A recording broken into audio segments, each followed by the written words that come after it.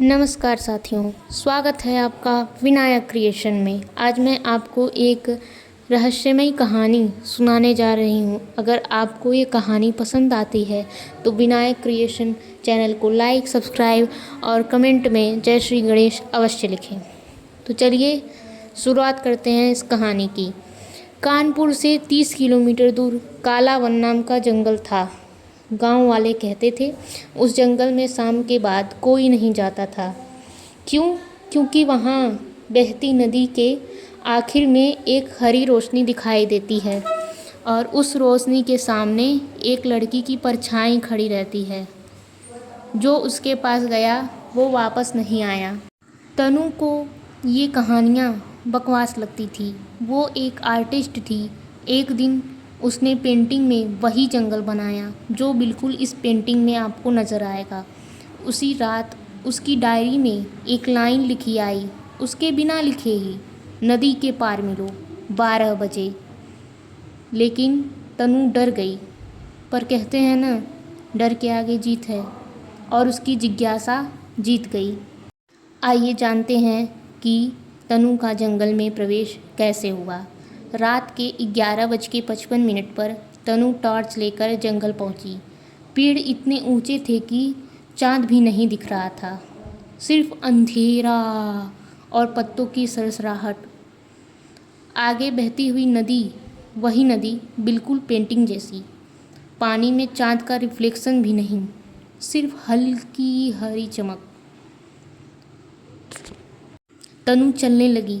हर कदम पर लगता कोई पीछे है। वो झिझकती, पीछे मुड़ के देखती, लेकिन कोई नहीं। फिर दूर से आवाज़ आई, पायल की, छन छन छन, और सामने वही परछाई, बिल्कुल इसी पेंटिंग जय वाली लड़की की तरह पीठ करके खड़ी थी हरी रोशनी में परछाई। आइए आगे जानते हैं। जो कि राज रहस्यमय था वो अब खुलने वाला है। तनु ने आवाज़ दी, कौन हो? लड़की धीरे से मुड़ी। चेहरा नहीं, सिर्फ धुंध। सब कुछ धुंधला धुंधला नजर आ रहा था। एक काली परछाई केवल। उसने हाथ से इशारा किया, आओ। तनु नदी के किनारे गई। पानी बिल्कुल शीशे जैसा साफ था और पानी में उसे अपना ही चेहरा नहीं दिखा, बल्कि 50 साल पुरानी एक लड़की दिखी। नाम था अमृता। अमृता की आवाज़ गूंजी, मैं भी आर्टिस्ट थी।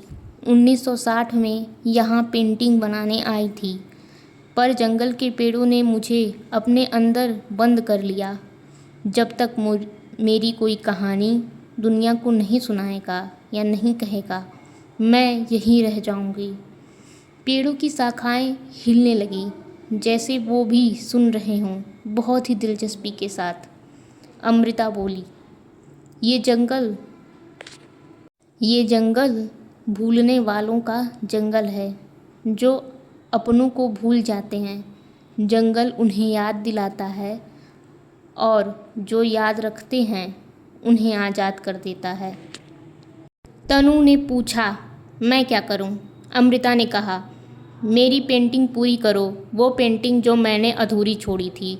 उसमें एक नदी, अंधेरे पेड़ और एक रोशनी थी। बस एक परछाई की कमी थी।